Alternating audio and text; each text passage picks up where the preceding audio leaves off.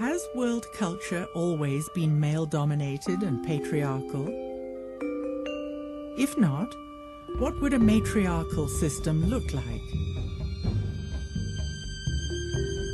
Matriarchy is not the opposite of patriarchy, with women dominating and controlling men. It is based on balance between the masculine and feminine, and harmony with nature. This was exemplified in ancient Egypt, which was known in the old language as the land of Kemet.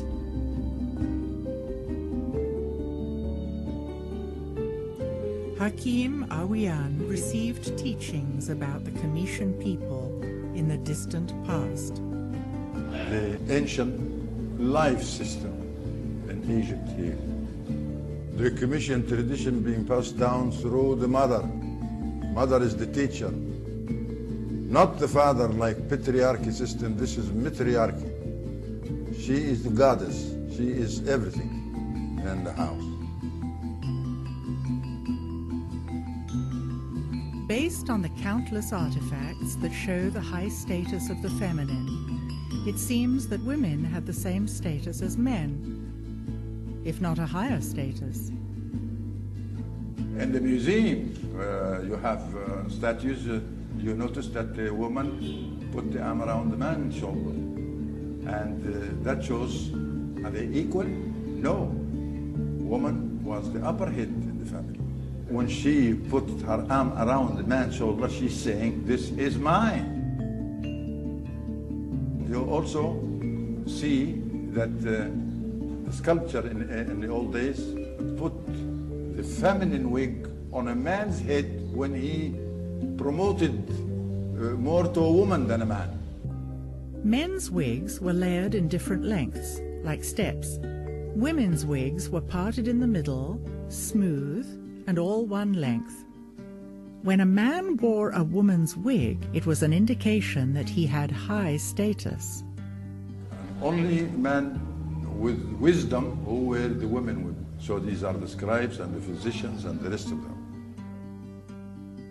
All you can do is go back into the old kingdom, and what you find is, is obviously a fair amount of equality.